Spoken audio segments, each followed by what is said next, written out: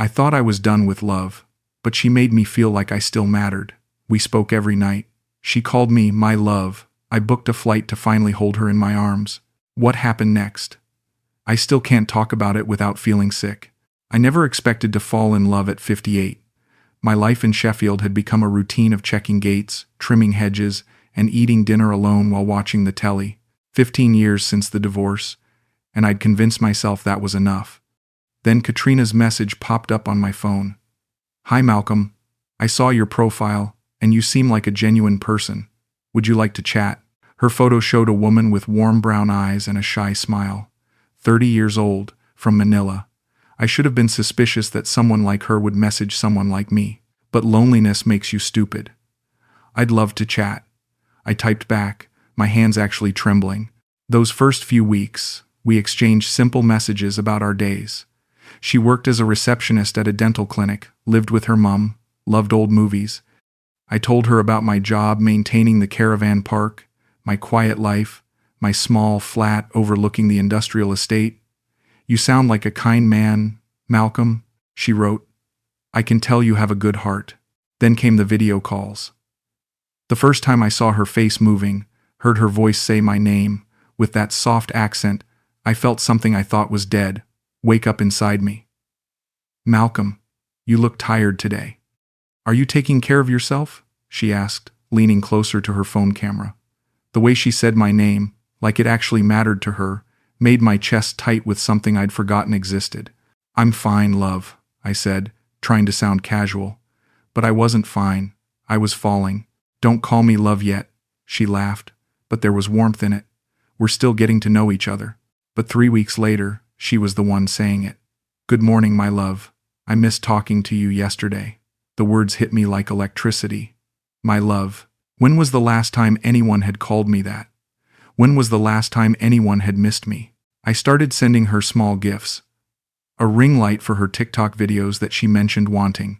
Wireless headphones when she complained about the cord getting tangled at work. Each time, she would call me with tears in her eyes. "Malcolm, you didn't have to do this. You're too good to me." "You deserve nice things, Katrina," I'd say, watching her face light up through the pixelated video call. "I don't care that you're older than me," she said one night, her voice barely above a whisper. "Age is just a number. What matters is that you have a good heart. You make me feel safe." Safe.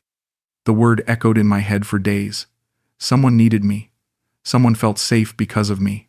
In my small life of trimming grass and checking locks, I'd forgotten what it felt like to be necessary to another human being. When her mum got sick and needed medicine money, I didn't even hesitate. £500 transferred instantly. "I'll pay you back, Malcolm, I promise," she cried into the camera.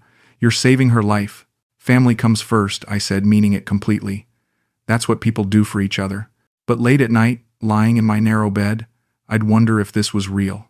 If someone like Katrina could actually care about someone like me. The doubt would creep in during those dark hours, but then morning would come and she'd message me with a selfie from work, smiling in her pink dental scrubs, and I'd forget every worry. "I wish you were here with me," she said during one late night call, her face soft in the blue light of her phone. "I wish I could hold your hand." "Maybe someday," I said, but my heart was already racing with possibility. "Would you really come here?" "To the Philippines?" she asked, and something in her voice made me sit up straighter. "If you wanted me to," I said. "I'd go anywhere for you, Katrina." She smiled then, a smile that reached her eyes, and I knew I was already lost. "I'd like that very much, my love." That night, I couldn't sleep. For the first time in 15 years, I was planning a future that included another person, someone who called me my love and meant it. Someone who missed me when I wasn't there. The gray walls of my flat didn't seem so gray anymore. The silence didn't feel so heavy. Katrina had given me something I thought I'd never have again: hope. 6 months into our daily calls, Katrina's voice carried a different weight one evening. "Malcolm, I had a dream about you last night." She paused, looking down at her hands. "We were walking on the beach here in the Philippines. You were holding my hand, and I felt so complete." My heart hammered against my ribs. "That sounds like a beautiful dream. It felt so real," she whispered. "I woke up reaching for you, but you weren't there." Her eyes met mine through the screen. "I wish you were here with me. I wish this wasn't just through a phone." That was it. The moment everything changed. What if it didn't have to be? I said, surprising myself with my boldness. Her eyes widened. What do you mean? What if I came there? To see you? To meet your family? The words tumbled out before I could stop them. I've got some savings. I could take a holiday. Malcolm. That's a lot of money. A big trip. But I could hear the excitement creeping into her voice. You'd really do that? For me? I'd do anything for you, Katrina. You know that. She bit her lip, and I watched her thinking. 3 weeks would be perfect. I could take some time off work, show you around Manila, take you to meet my mom. Her smile grew brighter. Oh, Malcolm, I can't believe this is really happening. Neither could I. That night, I sat at my kitchen table with my laptop open, staring at flight prices. £800. More money than I'd spent on anything in years. But when I imagined holding Katrina's hand, feeling her real and solid beside me instead of pixelated and distant, the price didn't matter. I called the travel agent the next morning. I need a return flight to Manila, I said, my voice steadier than I felt. 3 weeks. Leaving in a month. Business or pleasure? The woman asked. Love, I said, and meant it completely. When I told Katrina, she screamed so loud I had to pull the phone away from my ear. Are you serious? You actually booked it? She was crying, laughing, covering her face with her hands. I can't believe you're really coming here. Believe it, I laughed. I'll be there in 4 weeks. I'm going to show you everything, she said, wiping her eyes. The markets, the beaches, all my favorite places. And Malcolm. She leaned closer to the camera. I can't wait to finally kiss you. My face burned. At 58, blushing like a teenager. I can't wait either. The month passed in a blur of preparation and daydreams. I bought new clothes, got a haircut, even started walking more to lose a few pounds. George from the caravan park shook his head when I told him. Malcolm, mate, are you sure about this? Meeting someone from the internet? In the Philippines?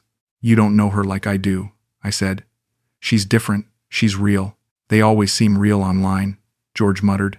Just be careful, yeah? But I wasn't listening. I was too busy imagining Katrina's face when she saw me at the airport, the way she'd run into my arms, how her hand would feel in mine as we walked through Manila together. I'd never been anywhere more exotic than Spain, but for Katrina, I'd learned to love the heat, the chaos, the unfamiliarity. I practiced saying, I love you, in Tagalog. Mahal kita.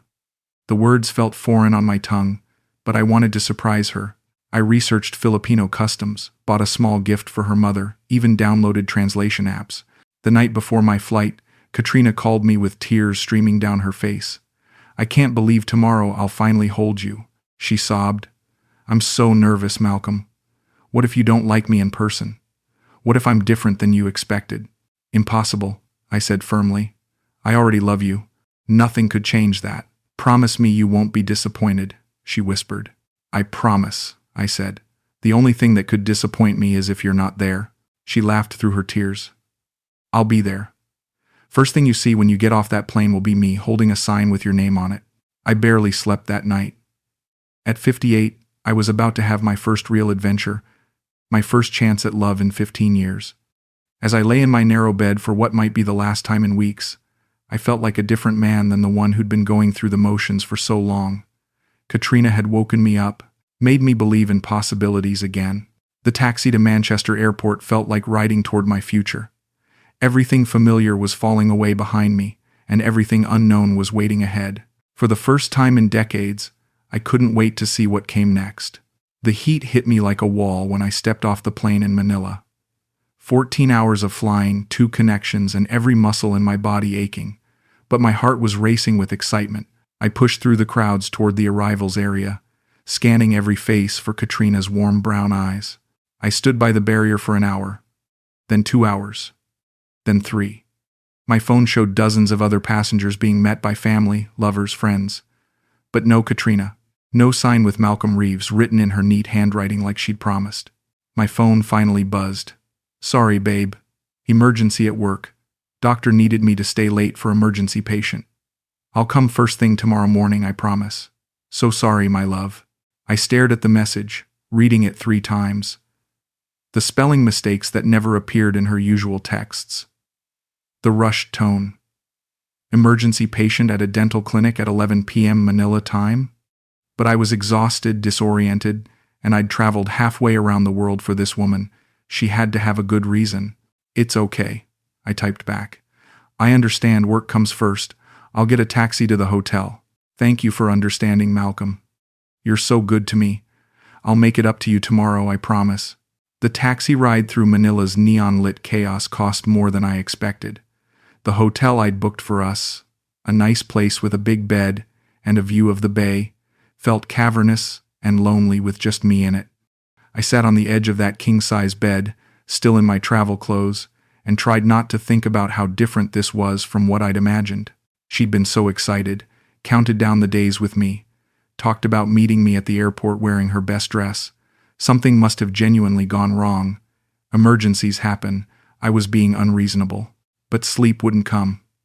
I lay there, listening to the unfamiliar sounds of a city I'd never been to, waiting for morning and trying not to count the hours I'd been in the Philippines without seeing her face.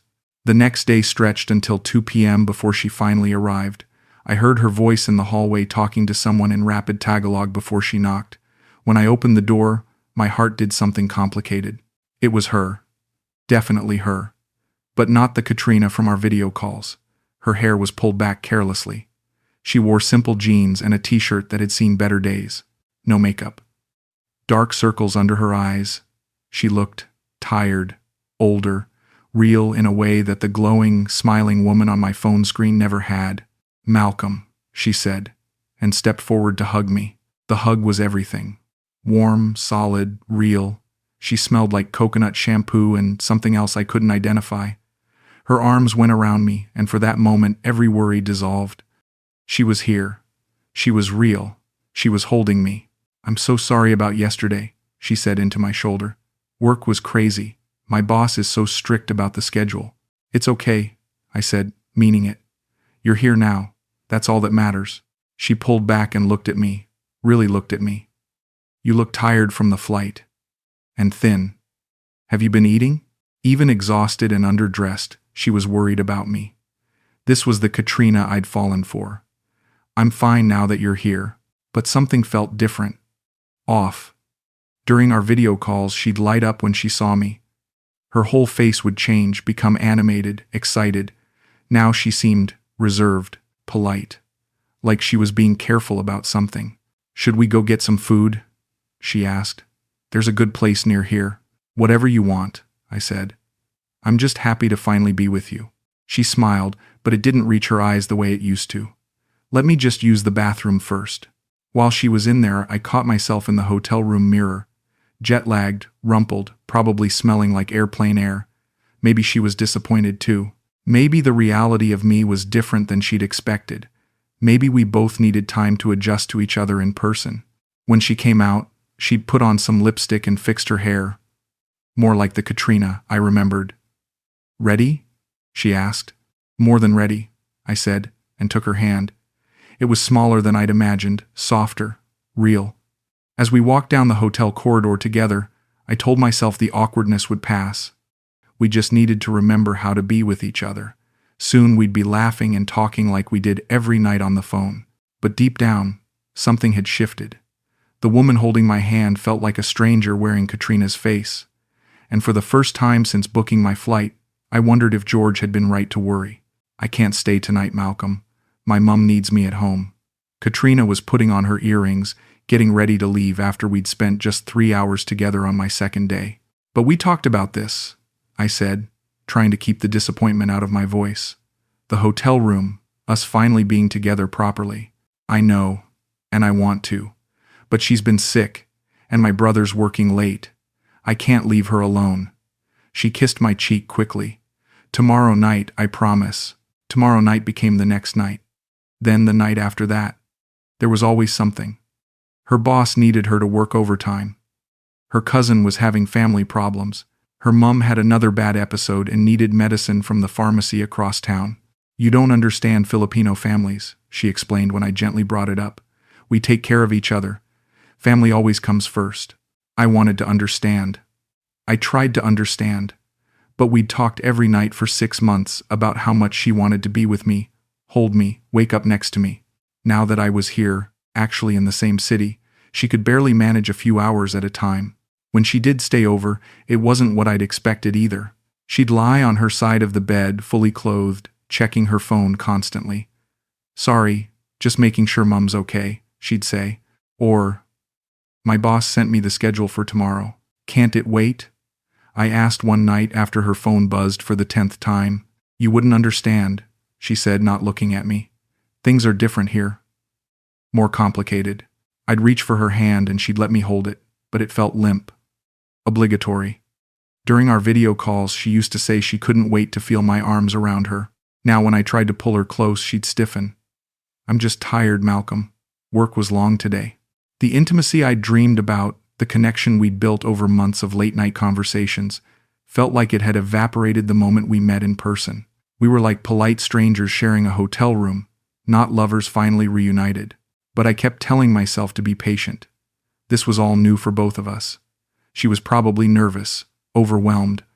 I was a foreign man in her country, older than her, disrupting her routine. Of course, she needed time to adjust. So I adjusted too. When she said she needed money for her brother's motorbike repair after an accident, I transferred it without question. When she mentioned her mom needed a new prescription that insurance wouldn't cover, I handed over the cash. When she suggested we take a trip to Tagaytay to see the volcano, I booked the most expensive package tour. "You're so generous, Malcolm," she'd say, but the gratitude felt practiced. Like she'd said those exact words before to someone else. During the Tagaytay trip, I thought things might finally click. We took photos together by the lake, ate at a nice restaurant, walked hand in hand through the markets. For a few hours, she seemed more like the Katrina from our video calls, laughing, asking me questions about England, telling me stories about growing up in Manila. But even then, something felt performed, like she was playing a role she'd played before. When I tried to take a selfie of us together, she'd always check how she looked first, adjust her angle, make sure her smile was perfect. Not like a woman with her boyfriend, but like someone creating content. "You don't post many photos of us together," I mentioned one evening as we sat in a restaurant. "I'm private about relationships," she said quickly. "Filipino culture, you know, we keep personal things personal." But I'd seen her TikTok account. Hundreds of videos, thousands of followers, selfies and dance videos and live streams. She wasn't private about anything else in her life, just about me. The doubts were getting harder to ignore. The way she'd tense up when I touched her unexpectedly, how she'd check her phone constantly but angle it away so I couldn't see the screen. The stories that didn't quite add up, working late at a dental clinic that supposedly closed at 6 p.m., family emergencies that always seemed to happen when we had plans. But I'd invested too much, emotionally, financially, practically, to start doubting now. I was halfway around the world, living out of a hotel room, trying to build something real with someone I'd fallen in love with through a screen. The alternative was admitting I'd made a massive mistake, so I kept making excuses for her excuses. Kept telling myself that cross-cultural relationships were complicated.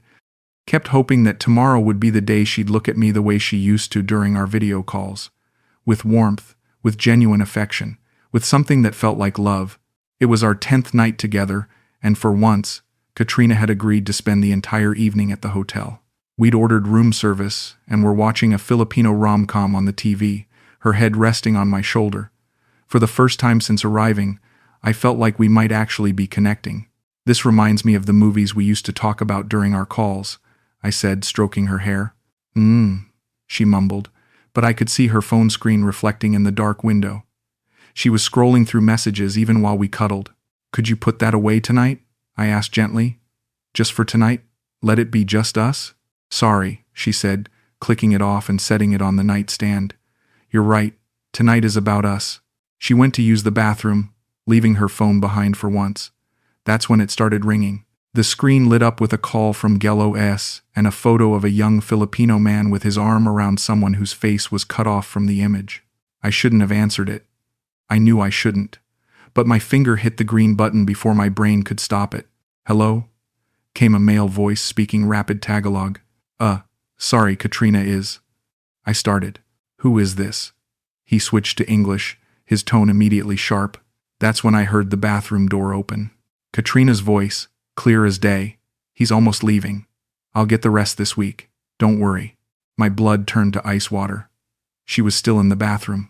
I could hear the tap running, but her voice had come through the phone, talking to this man called Gelo, which meant she was talking to him from the bathroom while I sat out here like an idiot. The call ended abruptly.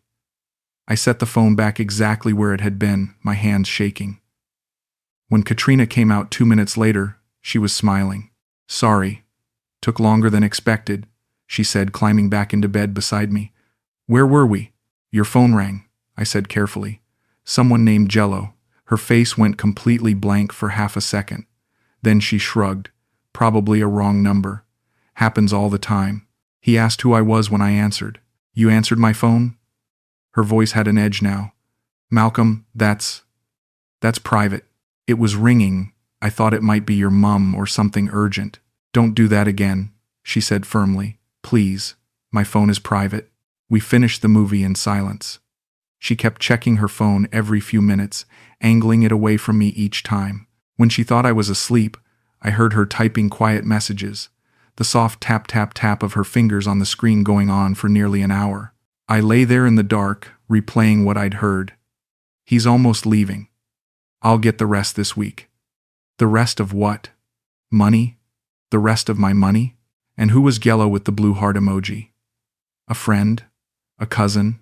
The way he'd asked, "Who is this?" when I answered her phone, the sharpness in his voice, didn't sound like casual curiosity. But the worst part was her voice from the bathroom.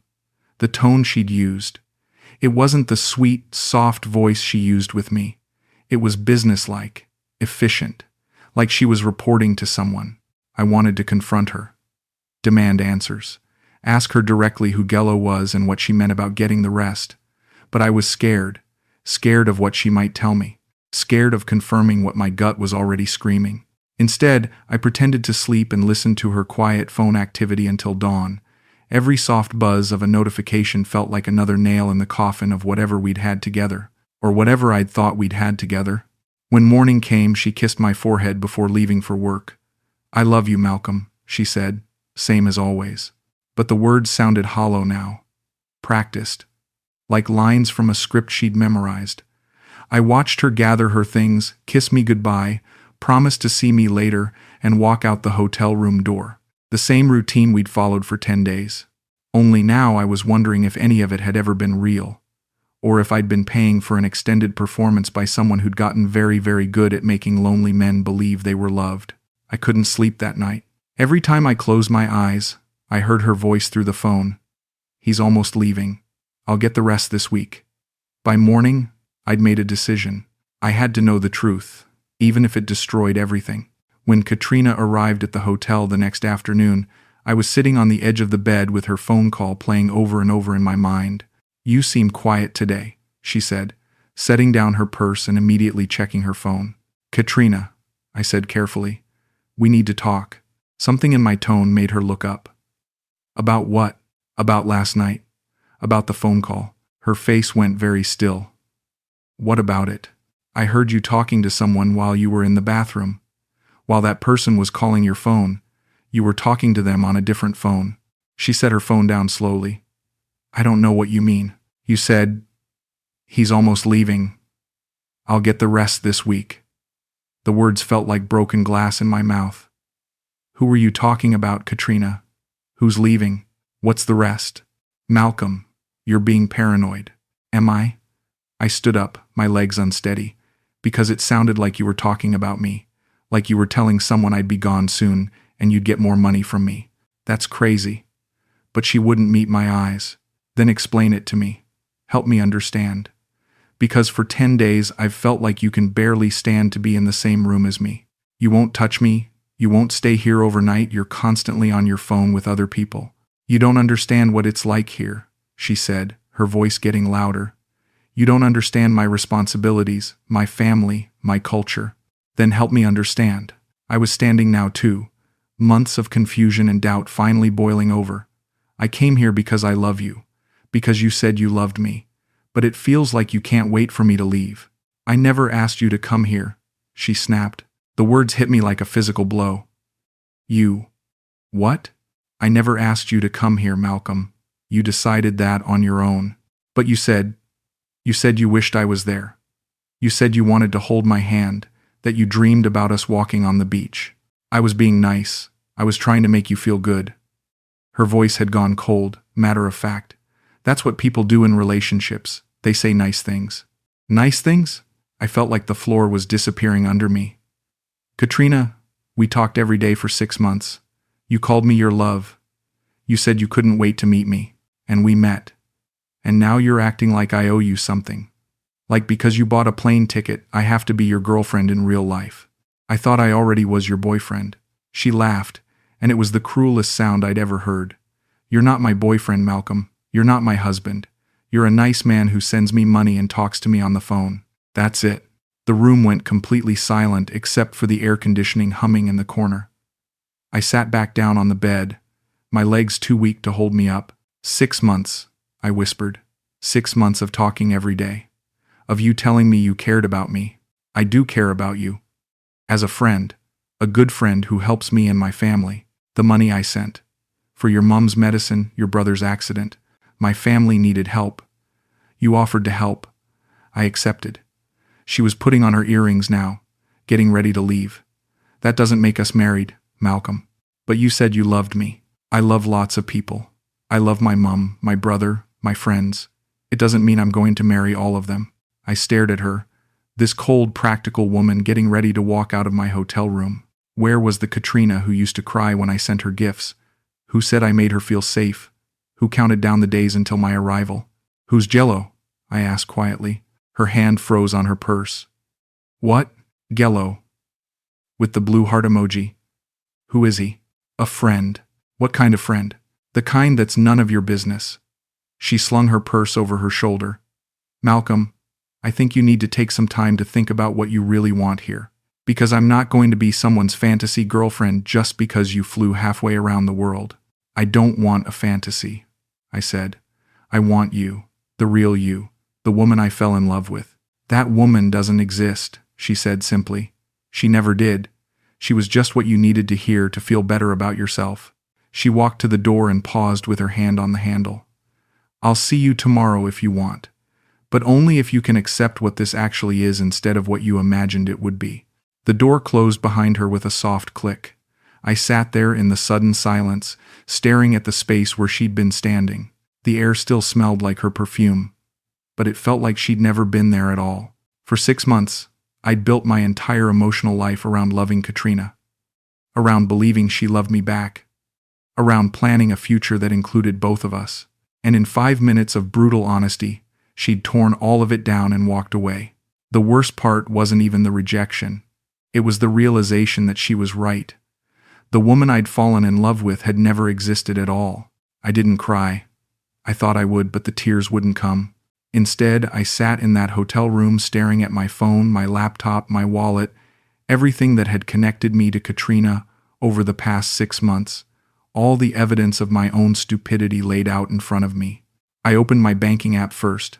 The numbers didn't lie, even when I wanted them to. September, £500 for her mum's medicine. October, £300 for the ring light and headphones. November, £800 for her brother's motorbike repair. December, $400 for her dental work. January, $600 for her cousin's wedding emergency. February, £1,200 for the trip expenses, hotel deposits, and her time off work to spend with me. Then the flights, $850 return to Manila. Travel insurance, visa fees, new clothes for the trip, meals, tours, taxis, another £2,000 easily. I added it up 3 times, hoping I'd made a mistake. £8,650. In 7 months, I'd sent a woman I'd never met nearly £9,000, more money than I'd spent on myself in the past 2 years combined. Every transaction had a story, a reason, a family emergency or work crisis or medical bill that only I could help solve. And every time Katrina had cried, had thanked me, had told me I was saving her family, her future, her life. I'll pay you back when things get better, she'd promised after every transfer. When my salary increases, when my mom gets well, when my brother finds steady work, I'd told her not to worry about paying me back. That's what people did for each other when they were in love. That's what partners did. Support each other through tough times. Except we weren't partners. We never had been. I scrolled through our message history, looking for signs I'd missed. The messages were all there. Hundreds of "Good morning, my love," and "I miss you so much and you make me so happy." But reading them now, they felt different. Template messages. The same words she probably sent to other lonely men in other countries who were wire transferring their savings to a woman they'd never touched. The voice messages were worse. I played a few of them back, her sweet voice telling me how much she appreciated me, how lucky she felt to have found someone like me. But now I could hear something I'd missed before. A slight detachment, like she was reading from a script. Had I been that desperate to be loved that I'd ignored every red flag? The fact that she never wanted to video call at certain times. The way she'd sometimes seem confused about things we'd talked about, like she was mixing me up with someone else. How she'd always need money at the same time each month, like clockwork. The travel blog I'd found about Filipino romance scams sat open on my laptop now. Warning signs I should have noticed. Rapid declarations of love. Constant family emergencies requiring money. Reluctance to meet in person. Multiple excuses for not being available. I'd ignored every single warning because I'd wanted so badly to believe someone could love me. George had tried to warn me. Be careful, mate. People aren't always who they seem online. I'd dismissed him as cynical, jealous that I'd found love while he was still alone. Now his words felt like prophecy. The hotel room receipt sat on the nightstand. 3 weeks, paid in advance. 2 weeks still remaining. 2 weeks of waking up alone, in a king-size bed, in a country where I knew no one and understood nothing. 2 weeks of pretending this hadn't happened, or facing the reality that I'd been the biggest fool in the world. My phone buzzed. A message from Katrina. "Hi Malcolm, I hope you're feeling better today. Would you like to get dinner tonight? I know a nice place." Like nothing had happened. Like yesterday's conversation had been erased. Like we could go back to pretending I was her boyfriend instead of her ATM. I stared at the message for 10 minutes before typing back, "No thank you. I think we've said everything we need to say." She responded immediately. "Don't be like this. We can still enjoy the time you have left here." Enjoy. The word made me feel sick. She wanted me to enjoy paying for her meals and her time while she counted down the days until I flew home and she could move on to the next lonely man with a credit card and a dream of being loved. I turned off my phone and closed the laptop. The money was gone. The dream was dead. But at least now I knew the truth. I'd bought myself an expensive education in the difference between being loved and being used, and the lesson was worth every devastating penny. I spent the next day writing her a letter. Not a text message, not an email, but an actual letter written by hand on hotel stationery. Page after page of everything I wanted to say but knew I never would. "Dear Katrina," it started. "I need you to know that, despite everything, I don't hate you. I'm angry, I'm hurt, I feel stupid beyond words, but I don't hate you." The words poured out of me like confession. You gave me something I'd forgotten existed. For 6 months, I felt wanted, needed, important to another human being. When you called me my love, even if you didn't mean it, it made me remember what it felt like to matter to someone. I'd been dead inside for so long that even fake love felt like resurrection. I wrote about the morning I'd booked the flight, how excited I'd been to finally hold her hand, about the gifts I'd sent, not because she'd asked for them, but because I'd wanted to take care of someone again, about lying awake at night in Sheffield planning our future together, imagining bringing her to England, showing her my small world, making it bigger because she was in it. "I know you think I'm pathetic," I continued, "an old man who fell for pretty words and a sweet voice, and maybe I am. But you should know that every pound I sent you, I sent gladly. Not because I thought I was buying your love, but because I thought I was already loved. I thought I was helping someone who cared about me the way I cared about them." The hardest part to write was the truth about myself. I think I knew, somewhere deep down, that it wasn't real. There were signs I ignored because I needed to believe in us more than I needed to be smart. I wanted love so badly that I was willing to pay for the illusion of it. That's not your fault. That's mine. By the time I finished, the letter was 8 pages long. Everything I felt, everything I wished I could say, everything I wanted her to understand about what our connection had meant to me, even if it had been one-sided. I read it through twice, then walked to the window and looked out at Manila's skyline. Somewhere out there, Katrina was probably getting ready for another video call with another lonely man in another country. Maybe she'd use the same words she'd used with me. Maybe she'd promise him the same dreams. I tore the letter into small pieces and dropped them in the wastebasket. There was no point in sending it. She wouldn't understand, and even if she did, it wouldn't change anything. The money was gone, the relationship was over, and I had to figure out how to live with both facts. Instead, I opened my laptop and changed my flight. British Airways had a seat available in 3 days instead of 2 weeks. The change fee was enormous, but what did it matter now? I'd already lost more money than I'd ever lost on anything. "Are you sure?" the agent asked. "It's quite expensive to change at such short notice." "I'm sure," I said. "I need to go home. Home. Back to my small flat overlooking the industrial estate. Back to my job trimming hedges and checking locks. Back to eating dinner alone and watching telly until bedtime. The life I'd thought was so gray and empty before Katrina had painted it with color. But maybe gray wasn't so bad. Maybe empty was better than full of lies. Maybe being alone was better than being lonely with someone who was only pretending to care. I called the hotel front desk to let them know I'd be checking out early. "Was everything satisfactory with your stay, sir?" the clerk asked. "Everything was exactly what I paid for," I said. "Nothing more, nothing less." The flight home felt different than the one that brought me to Manila. Shorter somehow, even though it was the same 14 hours. I spent most of it staring out the window at clouds and ocean, thinking about the man who'd boarded a plane 3 weeks ago full of hope and dreams. That man felt like a stranger now. Someone naive and desperate and foolish. Someone who'd believed that loneliness could be cured by wire transfers and video calls. Someone who'd confused being needed with being loved. When the plane touched down at Manchester, I felt nothing. No relief, no sadness, no regret. Just empty. Like I'd left part of myself in a hotel room on the other side of the world and forgotten to pack it. George was waiting for me at arrivals, even though I hadn't asked him to come. "How was it, mate?" he asked, taking my suitcase. "Educational," I said. He didn't push for details during the drive home, just played the radio and let me watch the familiar countryside roll past the windows. Gray skies, green fields, everything small and orderly and predictable.